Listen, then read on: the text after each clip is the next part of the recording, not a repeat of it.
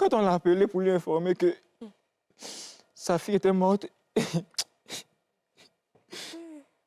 elle a simplement répondu « D'accord, je vous rappelle après le travail ». Nous allons passer à la prochaine rubrique. On en parle, mais avant, j'aimerais vous préciser que l'invité qu'on va recevoir va nous partager un témoignage très touchant, émouvant. Je sais que ce soir encore, cette rubrique va faire parler d'elle. C'est parti, on en parle.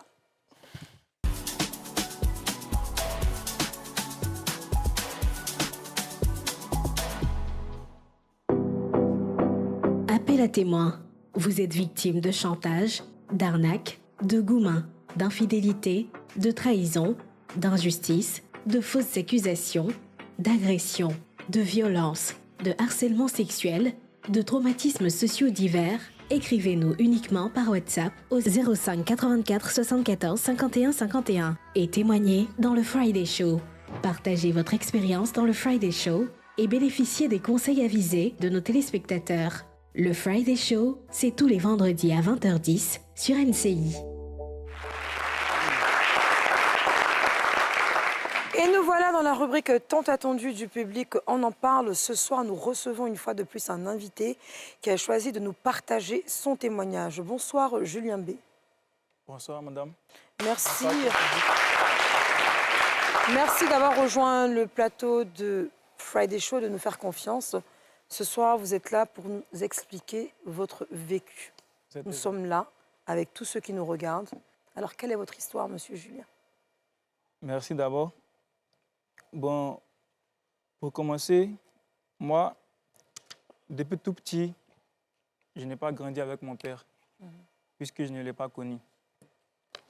Et j'ai vécu avec ma mère et elle a tout fait pour moi.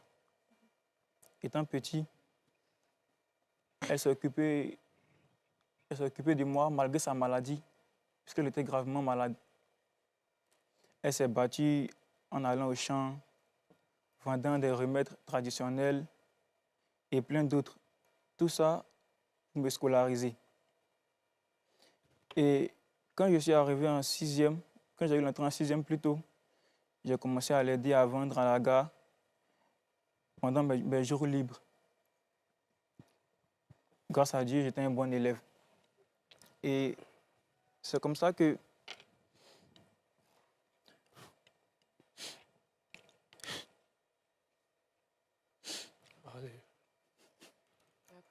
Vous étiez un bon élève. Qu'est-ce qui s'est passé? Vous me permettez de vous tutoyer? pas de souci. Alors, tu étais un bon élève. Qu'est-ce qui s'est passé? Grâce à Dieu, j'étais un bon élève et je n'avais jamais repris de classe du CP1 jusqu'à la première. D'accord.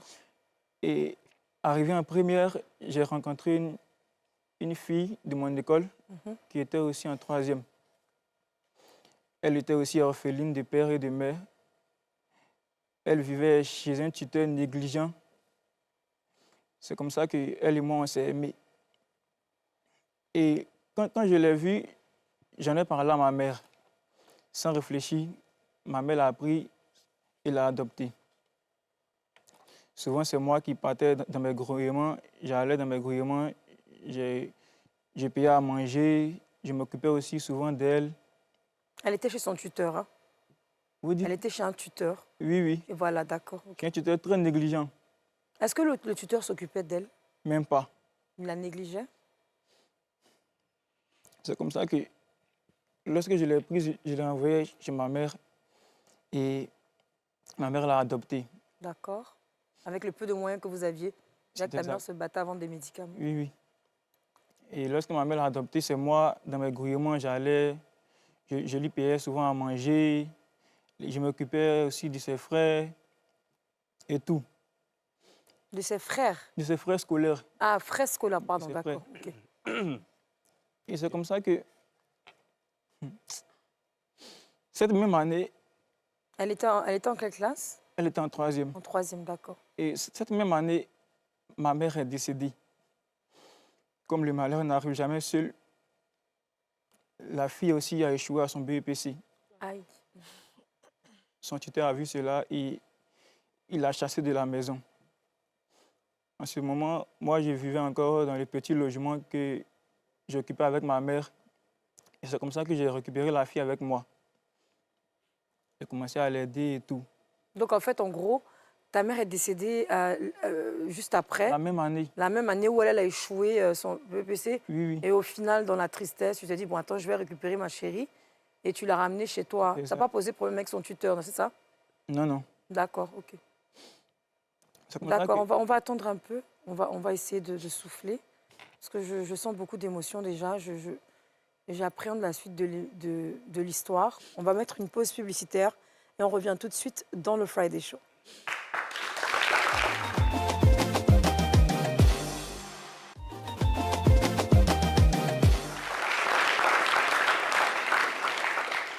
De retour dans votre émission, le Friday Show, c'est tous les vendredis à 20h10 sur la meilleure des chaînes ivoiriennes. Et ce soir, nous avons Julien B, notre invité dans On en parle, qui nous raconte un petit peu son histoire. Alors, ce jeune a grandi avec sa mère, qui avait des difficultés à pouvoir l'élever parce que financièrement, c'était très difficile. Donc, cette dernière vendait un petit peu des médicaments traditionnels, etc., pour subvenir aux besoins de son fils. Et lui, il allait à la gare, il essayait plus ou moins de vendre des petites choses pour se faire un peu d'argent. Dans cet élan, il a rencontré une jeune fille. Lui, il était en classe de première et elle en classe de troisième, qui lui a raconté un petit peu son histoire. Elle était en souffrance chez son tuteur. Donc, il décide d'en parler à sa mère, qui accepte automatiquement la petite. Il partage ses repas avec cette dernière. Et puis, la même année, la mère de ce jeune homme, Julien, décède. Situation difficile, douloureuse pour lui. Il décide alors de récupérer sa copine qui vit déjà dans une histoire de souffrance avec son tuteur. Il la récupère avec lui à la maison. Et malheureusement, elle a aussi échoué. Elle n'a pas eu son examen parce qu'en troisième, elle n'a pas eu son brevet. Voilà. Donc BEPC, pardon. C'est bien cela, monsieur Julien? C'est exact. Alors vous ne travaillez pas, votre jeune copine non plus ne travaille pas. Comment ça a été pour la suite alors? Bon, voyant cela, voyant que ma mère est décédée, j'ai décidé d'arrêter mes études pour travailler et subvenir à nos besoins. Et c'est comme ça que je me suis rendu à Divo, dans une usine de palmiers à huile. Et c'est là-bas que j'ai commencé à travailler et j'ai gagné un peu. Et un peu que le peu que je gagnais, je mettais de côté pour financer la reprise des cours de cette dernière. Ok. Et tu l'as financé de la troisième jusqu'à quelle classe? Je l'ai financé de la troisième à la terminale. Ah, quand même, hein? Elle a eu le BEPC, puis le bac. D'accord. Et quand elle a eu le bac, elle est tombée enceinte. Ok. Et quand elle est tombée enceinte, Elle est tombée enceinte de toi? oui, oui. D'accord.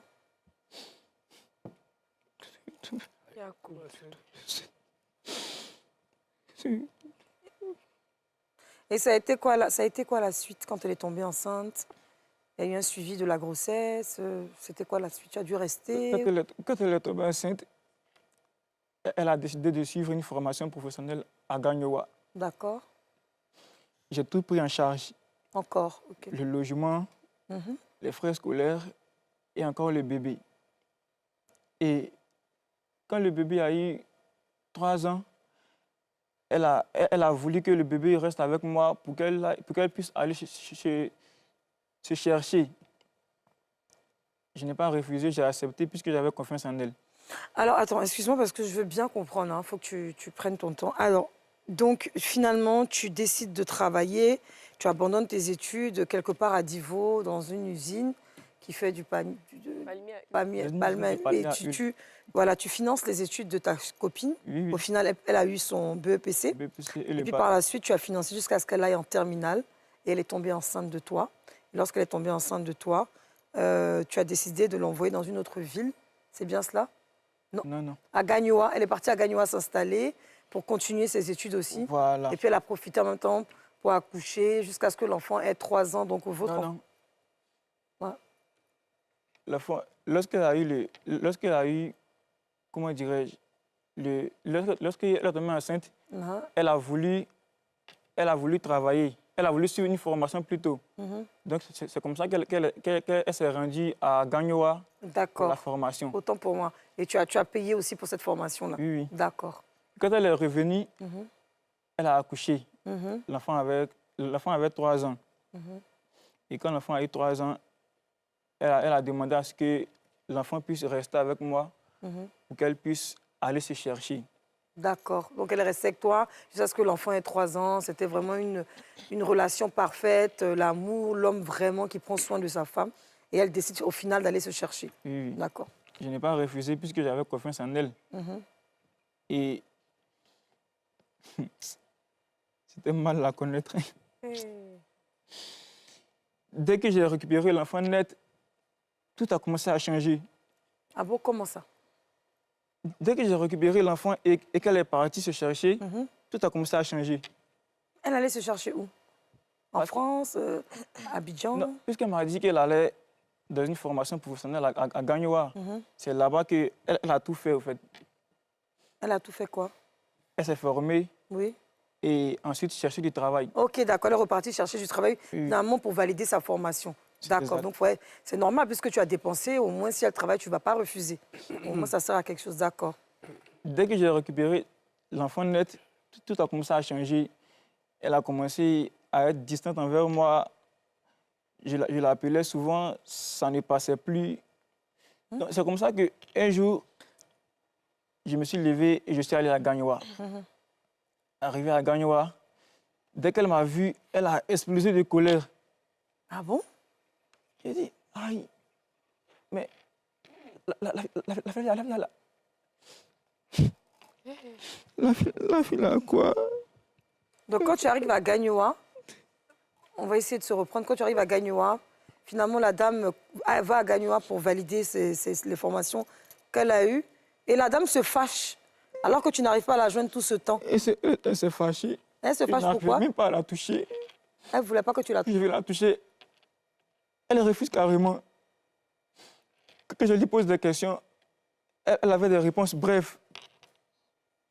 J'ai commencé à comprendre que quelque chose n'allait plus. C'est comme ça que un jour, j'étais à la maison et il y a un ami qui m'a appelé. Lorsqu'il m'a appelé, il m'a dit comme ça que est-ce que tu sais que ta soi-disant copine s'est mariée? Attends, ouf, c'est compliqué. Alors,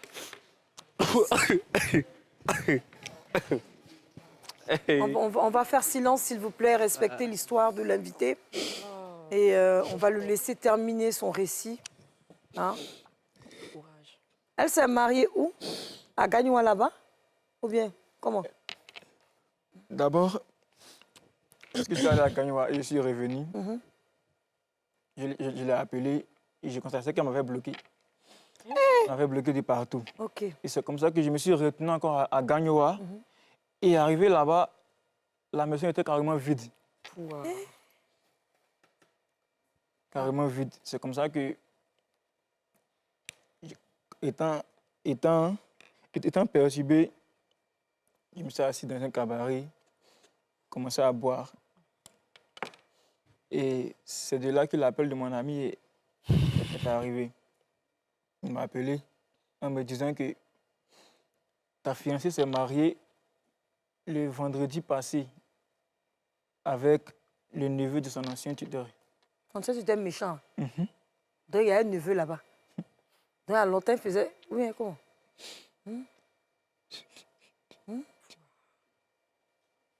Mais ils se sont mariés où? Allez, champion. Ouais, expliquer. C'est compliqué à expliquer. Allez. Vous voulez avoir un peu d'eau? Un peu d'eau. Alors, je vais essayer de récapituler pour que vous puissiez comprendre, parce que moi, je pose des questions, c'est un peu normal, pour qu'on puisse vraiment donner. Je ne sais pas quelle est la question qu'il nous posera, mais... Alors, on va sur la deuxième partie. Finalement, il garde la fille, l'enfant qu'il a, ou le garçon, je ne sais pas, l'enfant de 3 ans. Peut-être qu'il veut garder aussi le sexe pour ne pas que les gens sachent qui il est. On peut comprendre aussi ça. Et la copine, finalement, décide d'aller à Gagnoa pour faire une formation, parce qu'elle avait la formation pour travailler. Finalement, elle va travailler, elle arrive et elle n'est plus joignable. Quand il appelle, c'est des in and out. Elle ne décroche pas son téléphone. Il décide, lui, de se rendre à Gagnoa. Et lorsqu'elle le voit, elle est très fâchée et avec une réaction vraiment très bizarre. Donc, lui décide de rentrer. Et il essaye encore de la rappeler. Finalement, je suppose les mois ou les jours, il nous le dira. Son téléphone, carrément, ne passe plus. Donc, elle avait totalement bloqué.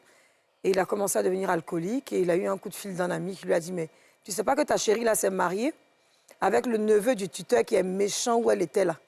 Là, finalement, elle s'est mariée. Et je pense que c'est là qu'on s'arrête. Et elle s'est mariée où? Bien avant que mon ami m'appelle pour me dire qu'elle est mariée, Oui. j'ai insisté à lui parler. Et c'est comme ça qu'elle a commencé à me répondre. Et quand elle m'a répondu, un jour, elle m'a dit comme ça qu'elle allait à Iré pour des papiers à la mairie. J'ai dit OK. Et c'est après ça que mon ami il m'a appelé pour me dire que la fille s'est mariée le vendredi passé avec le neveu de son ancien tuteur. D'accord. Donc, ce jour-là, quand elle t'a appelé pour te dire qu'elle partait à Iré, déjà, elle partait se marier comme ça. C'est ça? On peut dire ça. Mais que devient l'enfant alors dans tout ça? L'enfant est resté avec moi. Et chaque jour, l'enfant demandait après sa mère. Je n'avais pas de mots à lui dire. Et c'est comme ça que l'enfant pleurait chaque jour. Et dans ça, l'enfant est tombé malade. Et elle est morte. Hein? Mon Dieu.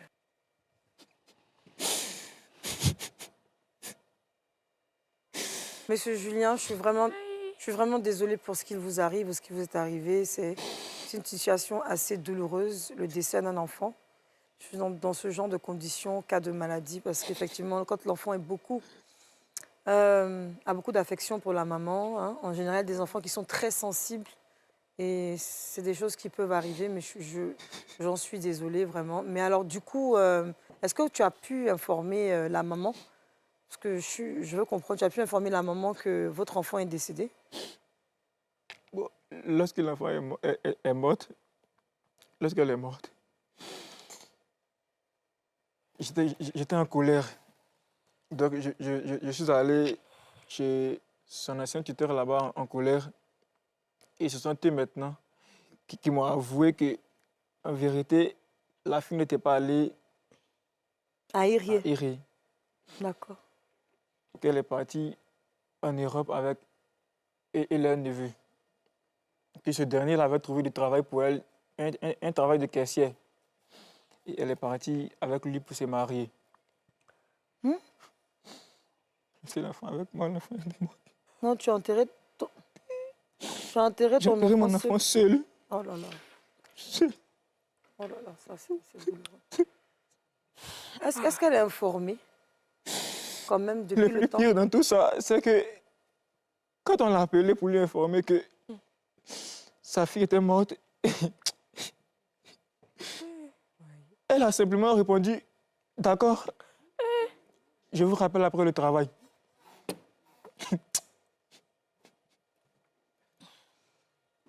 Quelle galère. Donc au final, bon, je pense qu'on ne va pas vous demander plus. Situation très difficile, beaucoup d'émotions, très touchée par ce qui arrive. Une mère carrément insensible qui ne pense qu'à sa réussite. J'aimerais te demander, est-ce qu'aujourd'hui tu as pu au moins te reconstruire depuis lors? Ou bien ça date, est-ce qu'il y a longtemps? Je n'ai plus eu le courage de pouvoir aimer encore une fille.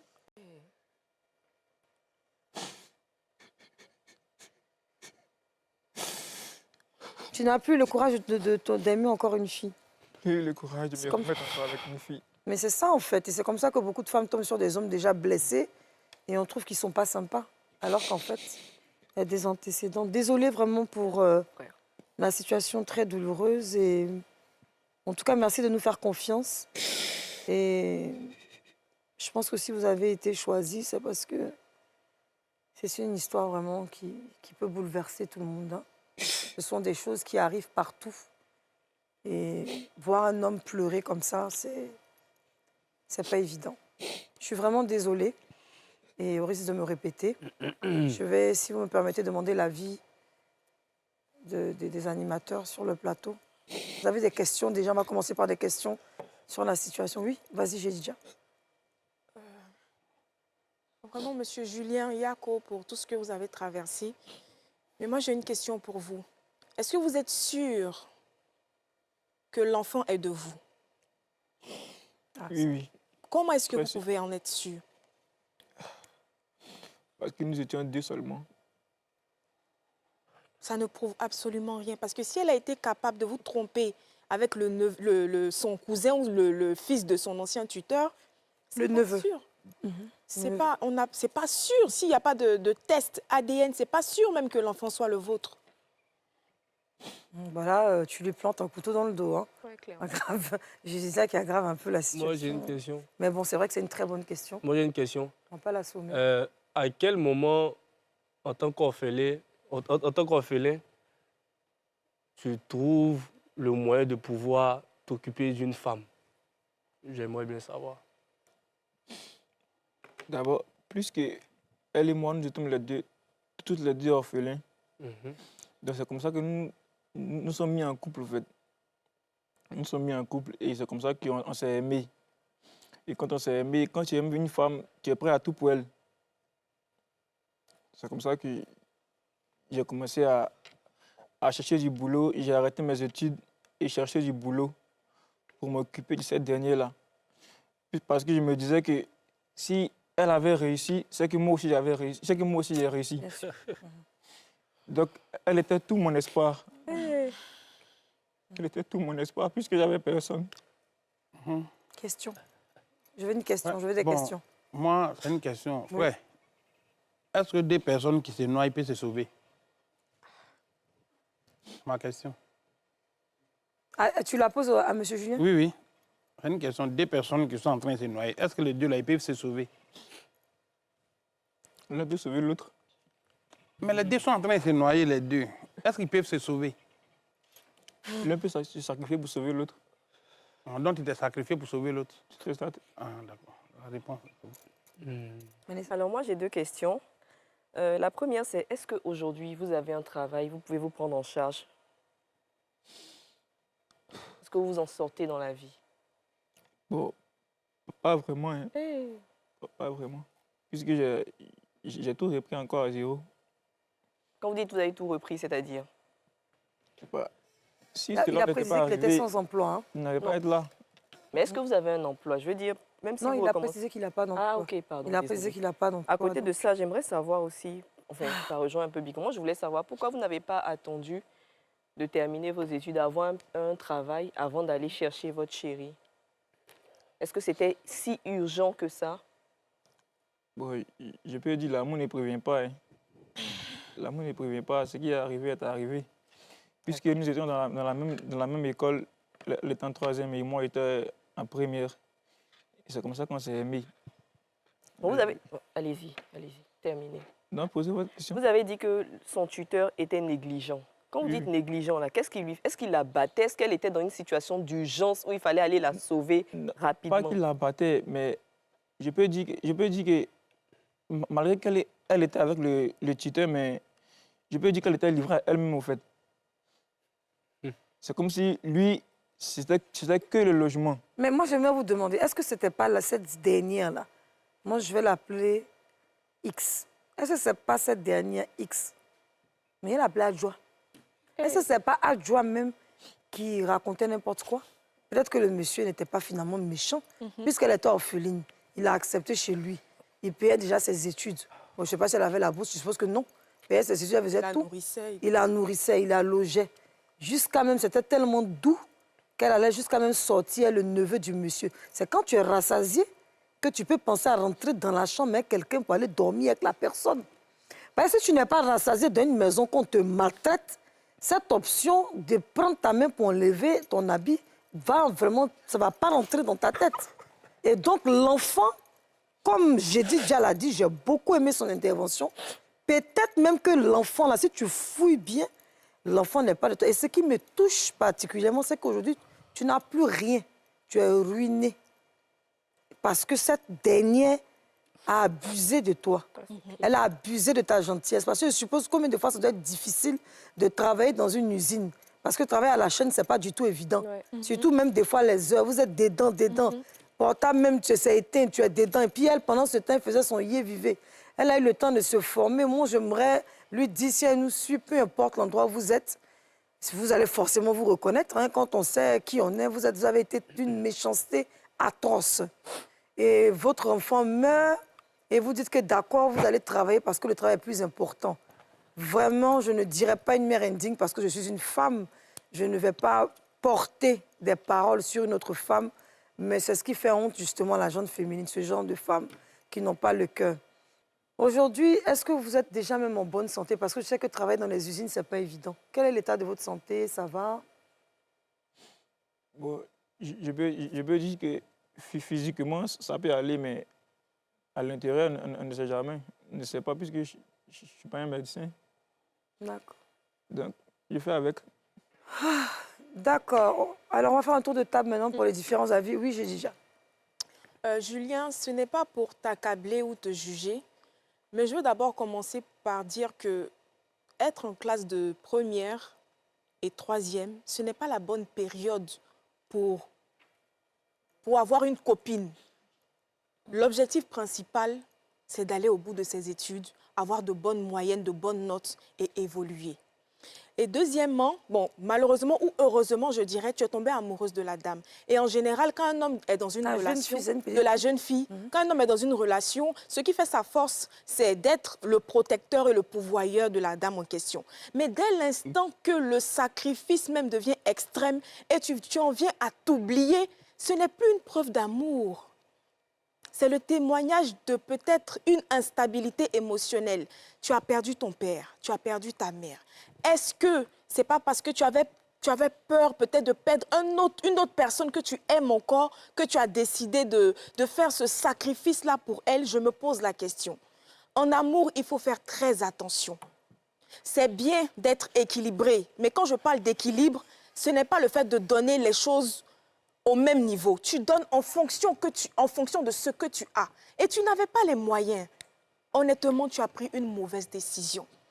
Tu n'étais pas son père. Ce n'est pas à toi de la scolariser si tu n'as pas d'argent. Si tu étais un homme bien nanti, qui a beaucoup d'argent, ok, il n'y a pas de problème. Mais tu aurais pu te concentrer sur ta carrière, bâtir une carrière normale, avoir un travail et après, maintenant, aider la jeune dame. Donc, maintenant, si elle n'est pas restée avec toi, au moins, tu t'es réalisé, tu n'as rien à perdre. Vraiment, Yako, le moment n'est pas de te remettre en couple, mais le moment est là pour te rebâtir.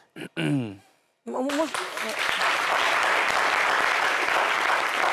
moi, Monsieur Julien, j'ai envie de vous poser une question qui me trottine quand même l'esprit. En réalité, qu'est-ce que vous attendiez en payant les études? Moi, j'ai compris l'aspect émotionnel et j'ai dit déjà, c'est bien d'avoir ressorti parce que c'est vrai, hein, quand on est orphelin, on n'a plus le moment, on n'a plus personne. La seule personne qu'on a, c'est sa chérie. Bon, on a envie aussi qu'elle devienne... Il veut s'occuper d'elle, ça on peut comprendre. Parce que les problèmes émotionnels, ça, tu vois, on va pas en